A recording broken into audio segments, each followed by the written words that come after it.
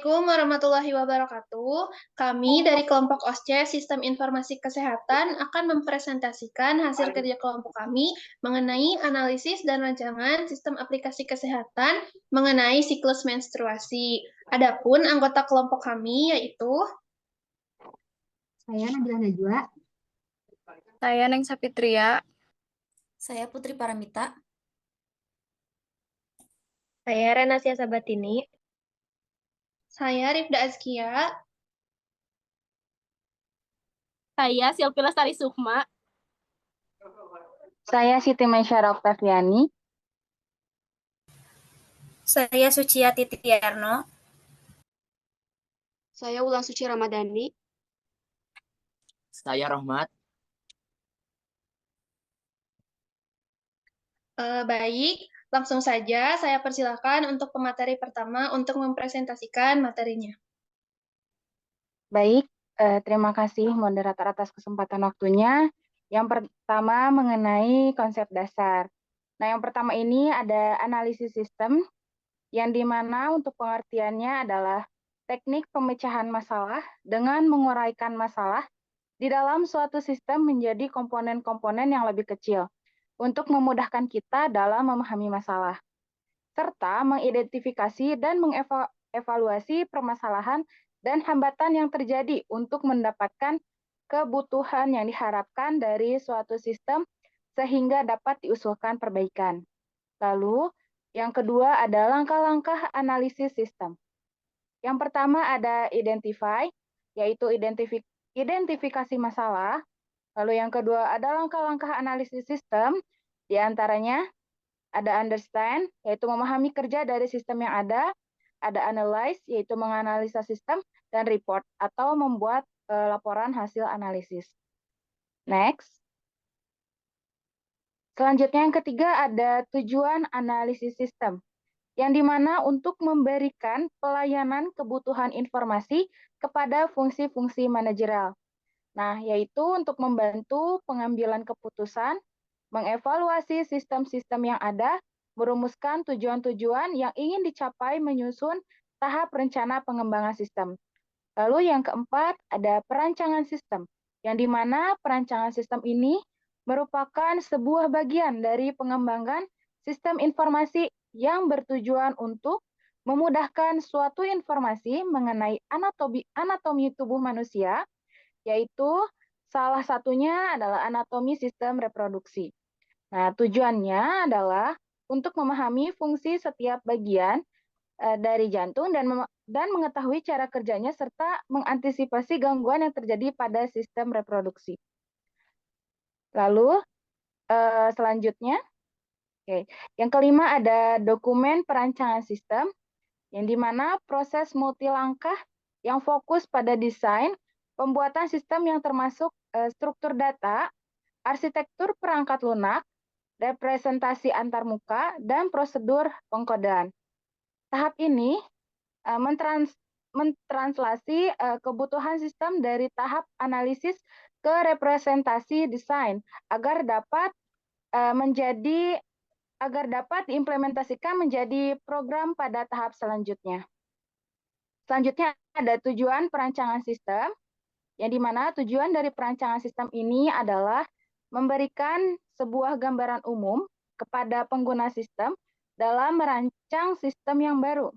Nah, sistem yang baru ini tidak bertolak belakang dalam sistem yang sedang berjalan dan memenuhi kebutuhan pemakai. Memberikan gambaran yang jelas dan rancang bangun yang lengkap untuk programmer sasaran dalam tahapan perancangan sistem. Desain sistem harus berguna, mudah dipahami, dan juga digunakan. Desain sistem ini harus mendukung tujuan utama, dan desain sistem harus efisien dan efektif, yang dimana desain sistem juga harus memberikan komponen secara rinci. Next. Selanjutnya ada teknik dan alat perancangan sistem. Nah, yang pertama ini ada yang namanya System Development Life Cycle. Nah, untuk teknik dan alat perancangan sistem diantaranya adalah proses mengembangkan atau mengubah suatu sistem perangkat lunak dengan menggunakan model-model dan metodologi yang digunakan untuk mengembangkan sistem-sistem perangkat lunak sebelumnya. Lalu yang kedua ada flowchart dan data flow diagram. Nah, untuk flowchart dan data flow diagram itu untuk menunjukkan aliran data, dokumen, dan prosedur entity relationship diagram atau ERD, yaitu untuk menunjukkan aliran informasi dana laporan, notulen rapat, dokumen spesifikasi sistem, dokumen yang berisi cara pengelola dan pengoperasian juga penggunaan. Oke. Mungkin itu saja yang dapat saya sampaikan. Saya kembalikan kepada moderator. Baik, terima kasih untuk pemateri yang pertama. Selanjutnya, pada pemateri kedua, saya persilahkan. Baik, terima kasih moderator. Selanjutnya, di sini ada diagram konteks. Anatomi tubuh manusia itu ada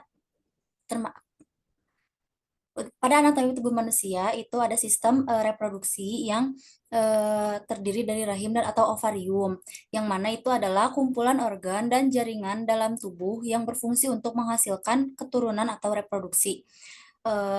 Rahim atau ovarium ini terletak di hipogastrium. Cara kerja sistem reproduksi ini terdiri dari beberapa organ, yaitu vulva, vagina, rahim, ovarium, dan tuba falopi. Next. Selanjutnya ada entity relation diagram. Di sini ada anatomi sistem tubuh manusia ya, yang terdiri dari sistem pencernaan, sistem peredaran darah, sistem saraf, sistem reproduksi yang terbagi menjadi dua, ada sistem reproduksi pria dan sistem reproduksi wanita. Selanjutnya ada sistem otot, sistem tulang, dan sistem kulit. Next. Selanjutnya ada table relation diagram. Ini adalah organ-organ di sistem reproduksi, di mana organ eksternal ini terdiri dari vulva, yaitu bagian luar dari organ reproduksi wanita yang terdiri dari labia mayora, labia minora, klitoris, lubang uretra, dan lubang vagina. Untuk organ internalnya itu ada vagina, yaitu saluran yang menghubungkan organ luar atau vulva dengan leher rahim atau serviks, yang mana berfungsi sebagai saluran menstruasi dan saluran kelahiran. Ini terdiri dari beberapa organ juga ya, yaitu serviks, uterus atau rahim, kemudian tuba falopi, dan ovarium kandung telur. Kemudian selanjutnya ada organ yang berperan dalam menstruasi. Yang pertama itu ada ovarium yang melepaskan sel telur dalam proses ovulasi dan juga menghasilkan hormon yang mengatur siklus menstruasi. Kemudian yang kedua ada uterus atau rahim, yaitu endometriumnya menebal untuk mempersiapkan kehamilan. Jika tidak terjadi pembuahan, lapisan ini luruh dan keluar sebagai darah menstruasi. Kemudian yang ketiga serviks membuat sedikit untuk memungkinkan darah menstruasi keluar dari rahim ke vagina. Yang terakhir ada vagina, yaitu jalur keluar darah menstruasi dari tubuh. Selanjutnya ada data flow diagram. Jadi pertama itu dari ovarium berlanjut ke sel telur, lalu terjadi penurunan estrogen dan progesteron, lalu terjadi penebalan dinding rahim, dan akhirnya dinding rahimnya meluruh, dan maka hal tersebut disebut dengan fase menstruasi. Setelah fase menstruasi, selanjutnya ada fase folikular atau fase praovulasi. Selanjutnya fase ovulasi, dan yang terakhir itu ada fase luteal atau pasca ovulasi. Mungkin cukup sekian yang dapat saya sampaikan. Saya kembalikan kepada moderator.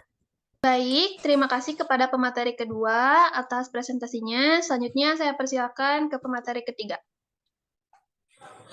Baik, terima kasih moderator atas waktu dan kesempatannya. Lanjut materi selanjutnya, yaitu ada sistem yang sudah ada. Di mana untuk sistem yang sudah ada ini terbagi ke beberapa bagian. Yang pertama ada kekurangan aplikasi Flow, di mana kekurangan aplikasi ini menurut ulasan para pengguna adalah tidak semua informasi dan video edukasi yang disampaikan berbahasa Indonesia, sehingga penggunaan kurang memahami terkait dari informasi yang disajikan. Nah, untuk yang kedua, yaitu ada rencana pemecahan masalah atau rencana perbaikan, di mana saat berada pada halaman registrasi, pengguna bisa memilih dari pilihan bahasa yang ingin dipakai, sehingga untuk video edukasi bisa disesuaikan dengan bahasa yang dipakai pengguna. Di next. Nah, selanjutnya ada rencana sistem, di mana untuk diagram konteks, yang pertama itu ada pengguna. Pengguna mentransfer data pengguna ke proses sistem informasi, kemudian diproses, dan terjadi membaca data pengguna sehingga penyajian video atau informasi edukasi tersaji. Kemudian kembali lagi memberi informasi sesuai dengan data pengguna, terjadi proses sistem informasi kembali dan transfer informasi sampai ke pengguna. Next. Terus selanjutnya ada entry relation diagram. Yang pertama ada pengguna, yaitu mengambil sekaligus disajikan.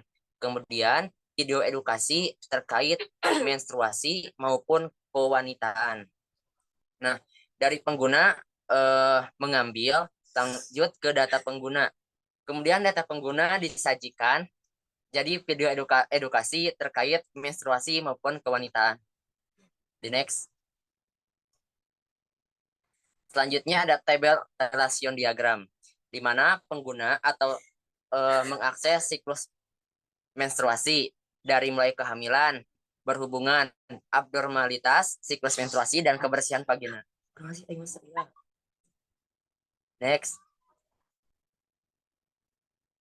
Selanjutnya ada data flow diagram, di mana untuk data flow diagram ini kebijakan dan privasi, kemudian terjadi input data, terus mengalami input kewarganegaraan dan input terkait siklus dan masalah menstruasi sehingga terjadi proses data dan selesai. The next. Yang selanjutnya ada rencangan tampilan antarmuka. Nah, di sebelah kiri terdapat halaman muka dari aplikasi Flowmeter ini, yang mana dari dalam rancangan tampilan antarmuka yang baru ditambahkan pada halaman profil fitur yang tersedia adalah tambahan pilihan bahasa, yaitu memberikan pengguna untuk memilih bahasa apa yang ingin ditampilkan pada aplikasi. Sekian dari saya. Terima kasih atas waktunya. Saya kembalikan kepada moderator.